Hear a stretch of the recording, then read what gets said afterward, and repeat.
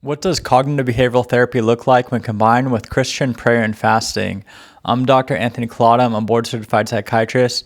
And psychiatrists know that cognitive behavioral therapy, also called CBT, is helpful in so many mental health conditions like depression, anxiety, post-traumatic stress disorder. Basically, any mental health condition can be treated, at least in part, by cognitive behavioral therapy, which essentially means that the way one is thinking or the way one perceives the world or the environment or themselves is going to affect their emotions, and that's going to affect their actions.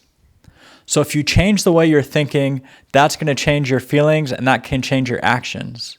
As a psychiatrist, I'm trained to do CBT, but CBT is most often done in a clinic setting by therapists or psychologists.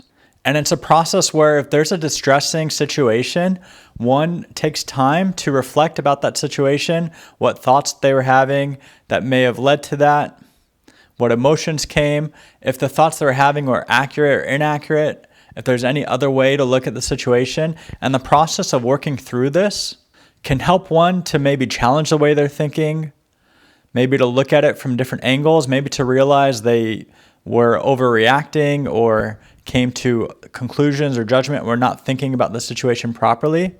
And so there's many ways to evaluate how one is thinking that's affecting their thoughts.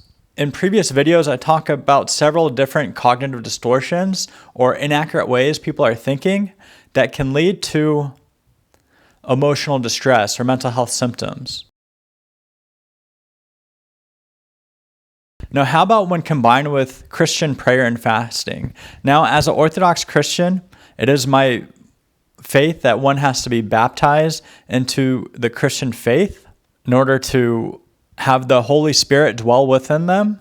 And this process about Christian prayer and fasting is incredibly important when combating the thoughts and the emotions. In particular, Christians are thought to not worry too much, but to cast all their care on God and to pray to God, and God will help with the situation. Another way to look at it is St. Augustine, one of the early Christian saints in the 4th and 5th centuries, says to pray as if everything depends on God and work as if everything depends on you.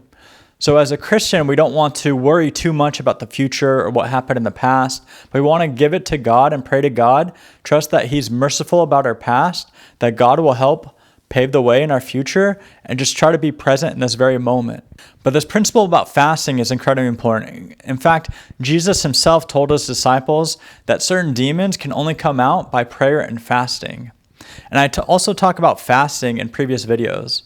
But fasting from certain foods and drinks for a period of time not only can help one develop self-control and patience and able to develop virtues like that, but also can reveal what is wrong with us. For example, it's thought that because one is not using food or drinks to help cover up what's underneath them, it may bring up negative feelings. It may bring up irritability or anger. And I know we often joke in layman's terms that that's hangry or anger pains, or that someone is getting angry because they're hungry and haven't eaten. But that anger could be something deep down inside of us. Like maybe it's something that we have anger towards somebody, or we're not viewing the world around us in a correct way. And so that mentality, that thoughts that we're having can lead to this emotions of anger. And so fasting doesn't necessarily cause the anger, but it just brings up what's already within us that we need treatment for, that we need to address.